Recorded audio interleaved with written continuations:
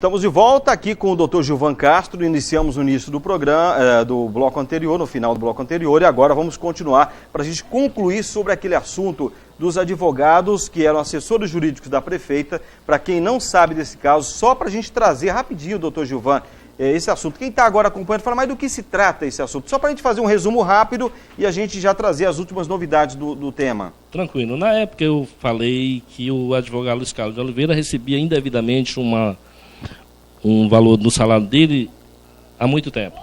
Aí, no ano de 2014, começo do ano, o procurador do município também pediu para estender para ele essa gratificação que já era indevida. Aí a prefeita, na época, autorizou. Inclusive, quem deu parecer dizendo que o advogado procurador tinha direito foi o outro advogado, Luiz Carlos de Oliveira, que também tinha direito. Um cobrindo o outro. Exato. Em tese ficou isso. Aí eu coloquei essa questão aqui na TV e no rádio, e isso se transformou num processo administrativo disciplinar. Logo após a minha denúncia, a prefeita suspendeu o pagamento da gratificação tida como irregular dos dois, e mais exonerou o procurador-geral, que era o doutor Ademir, e também afastou das funções, que eles são efetivos. Acontece que essa sindicância rolou, as pessoas nem sabem o resultado. Hoje saiu. A sindicância foi montada, comissões foram feitas e o julgamento foi feito, sugerindo a demissão dos dois funcionários. A prefeita, no decreto batido hoje, eu vou ler porque é pequenininho, mas é tranquilo, aplica penalidade de demissão a servidores públicos municipais e dá outras providências. A prefeita do município, presentemente, Estado de Rondônia, usa suas atribuições legais de que eles são conferidas por lei e, tendo em vista o consta do processo administrativo disciplinar número 1874/2015, decreta aplicar a penalidade prevista no artigo 150, inciso 3 da Lei 1396/2008, Estatuto do Servidor Municipal de Médici, ao servidor municipal Luiz Carlos de Oliveira, ocupante do cargo 0033, advogado do município, matrícula 2176-1, a pena de demissão por infringência ao incurso nos artigos 155, incisos 1, inciso 4 e 10, combinado com o inciso 10º do artigo 140 da Lei número 1396/2008. E ao servidor municipal Ademir Manuel de Souza, ocupante do cargo 0033, advogado do município, matrícula 2452-2, a pena de demissão por infringência ao incurso no artigo 155, incisos 4 e 10, combinado com o inciso 10º e 15º do artigo 140 da mesma lei. Este decreto entra em vigor na data de sua publicação, revogado as disposições em contrário. Registe e cúmplice, Paço Municipal do José Cunha Silva Júnior, 16 de outubro de 2015. Maria de Lourdes Dantas Alves, prefeita municipal. Então, o fim desse assunto é realmente a demissão dos dois funcionários. A demissão dos dois funcionários, através de um julgamento que foi dado ampla defesa e contraditória, eles se defenderam com defesas, mas a comissão entendeu que eles infringiram Quanto a lei.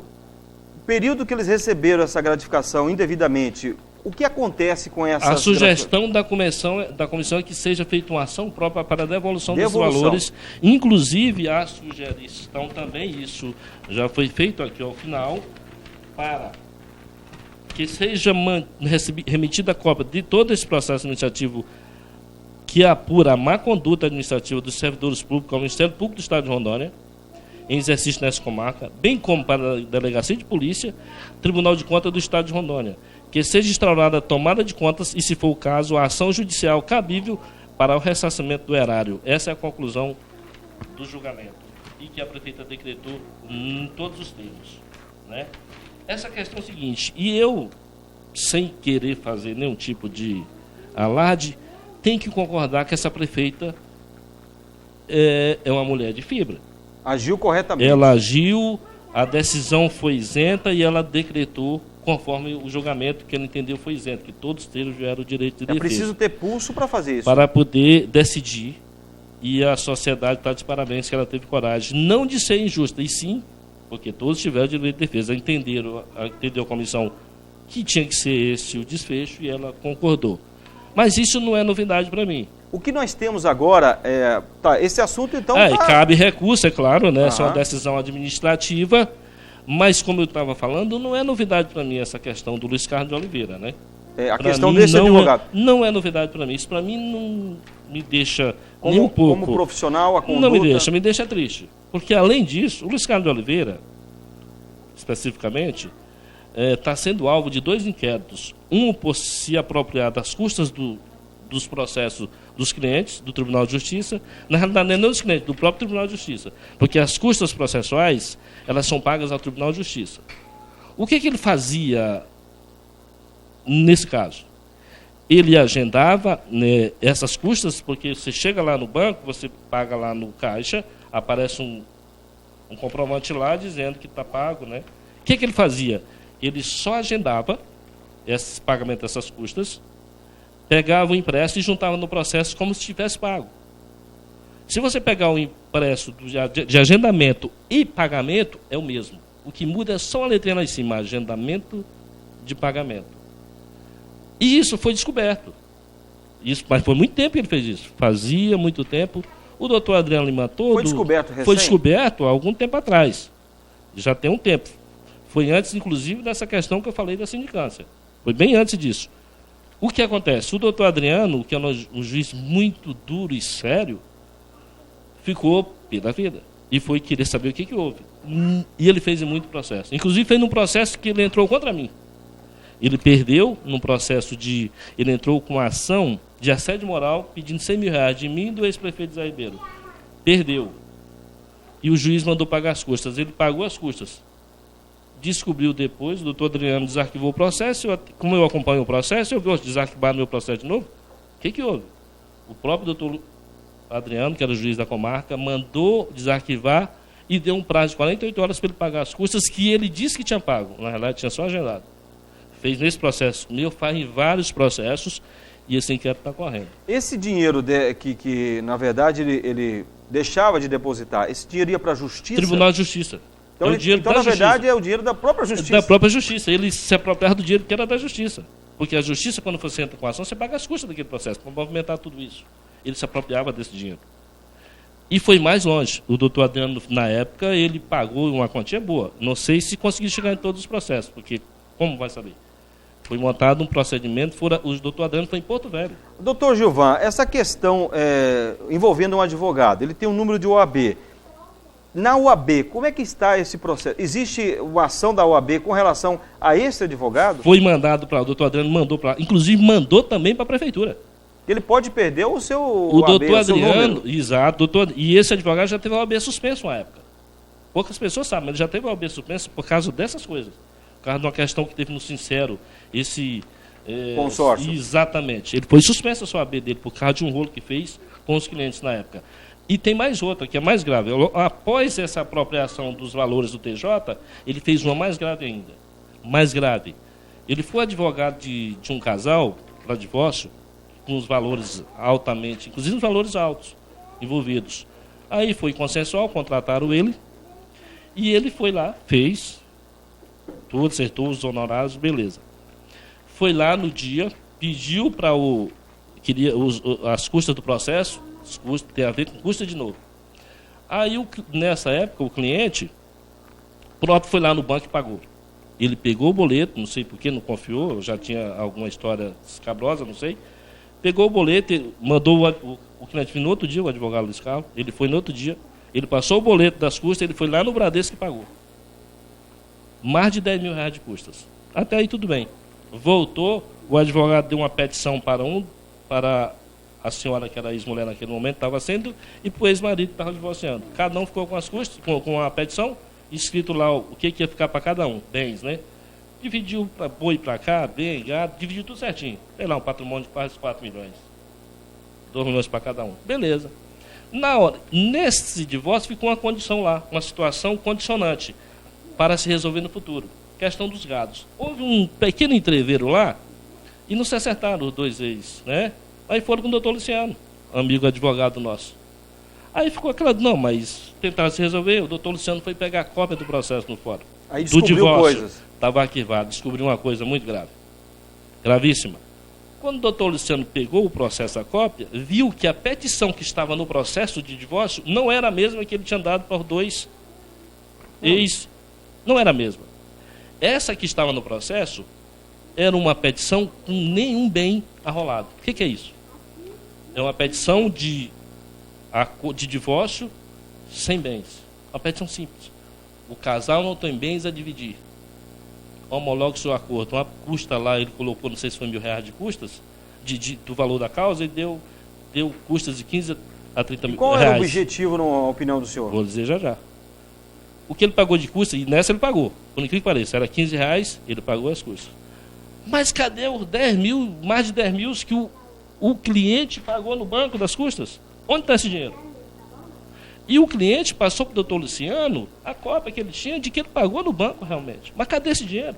Na verdade, foi para alguma conta. A questão é, não estava lá certinho. O divórcio, o número do divórcio, o nome dos dois, foi pago no caixa, o doutor Luciano foi atrás, foi com o doutor Adriano, foram lá e não descobriu onde é que está esse dinheiro. Estava tudo certo. O doutor Adriano, na época, mandou oficializar para todo mundo. Bradesco e saber. O banco falou, não, esse boleto é verdadeiro. E aí, o que houve? Aí é que vem, o gerente do Bradesco descobriu. O problema foi no código de barra. O que ele fez? Não foi engano, não. Foi proposital. O código de barra direcionava o boleto para outra conta. Exatamente. Uma conta dele de outro tinha nada a ver. Ou seja, estava tudo certinho. O corpo do boleto era tudo perfeito. Só o código de barra que direcionava o dinheiro para outra conta. Porque o banco só olha o código de barra.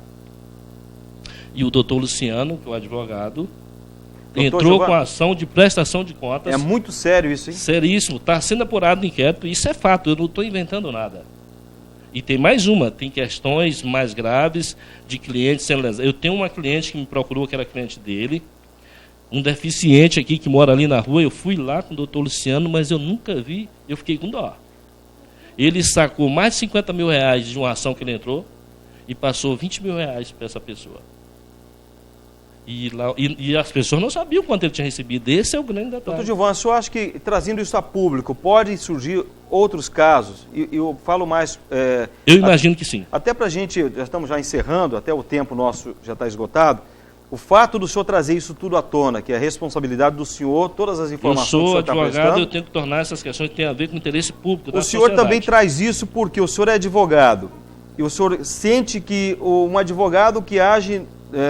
com essas atitudes, está de alguma forma, eu diria assim, sujando a classe dos advogados, e para isso é preciso ser punido, para que isso seja banido da classe de vocês? Mais ou menos por aí? A sua pergunta é altamente pertinente. Isso semeia uma dúvida em toda a classe de advogados. Todos, em tese, são bandidos. Porque o que o advogado mexe com dois bens mais preciosos do cidadão? A liberdade e o patrimônio. Quando você joga uma causa na mão de um advogado, você está jogando o seu patrimônio. Porque se ele perde um prazo, se ele faz uma trambicagem com um advogado de outros locais... Suja toda a classe. Suja toda a classe e ele causa um prejuízo para o cliente. Agora, doutor, a questão da OAB, vocês todos fazem parte de uma classe, uma sociedade organizada de advogados. Dentro da própria OAB, existe um amparo que diz que os advogados devem fiscalizar um ao outro e trazer essas questões à tona. É uma responsabilidade de vocês também vigiar um outro. A OAB tem essa finalidade, ela tem a questão da ética do advogado. Então essa atitude do senhor também é em função de manter a ética da classe. Todos nós somos suspeitos agora de ser bandido. Porque o cidadão chega, não, mas os advogados já têm uma questão meio complicada por alguns setores da sociedade. Nós somos defensores da sociedade, não inimigos. Mas um cidadão desse queima toda a classe. Isso levanta suspeita sobre a gente. Porque se eu cuido do patrimônio do cliente e eu sou negligente e sou bandido para com ele, eu sou bandido. O que o senhor espera que vai acontecer a partir deste momento? Eu espero que o Ministério Público local tome providências, porque o doutor Adriano, à época, já mandou para ela tomar providência, mandou para a prefeitura, que tomou providência em relação agora à questão dos valores. Essa questão das custas do TJ foi mandado para a prefeitura tomar providência em relação ao desvio de conduta do profissional. A delegacia também está apurando tudo isso. Olha, está aqui o caso. Eu quero deixar aqui bem claro que o doutor Luiz Carlos Oliveira tem o seu espaço aqui garantido aqui na Band, caso queira vir aqui, também se defender diante de toda essa situação.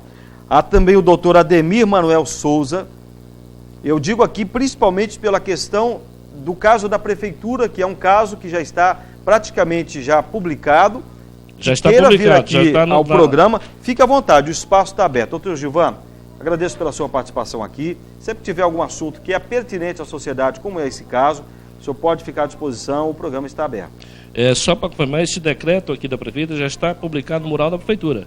Já está? Já é para todos, já está público, né? Isso, os advogados têm condições de defender. Então, é só para confirmar aqui a minha presença, só para tornar isso público, que a sociedade às vezes não sabe. Às vezes isso acontece aqui no meio, em off, que a gente fala, mas não sai para a sociedade. Eu estou tornando público para mostrar o caráter dos advogados e de quem está cuidando do patrimônio, da liberdade. E o que diz patrimônio. também a Constituição Federal, dar publicidade a e esses a todos atos. os atos, exatamente.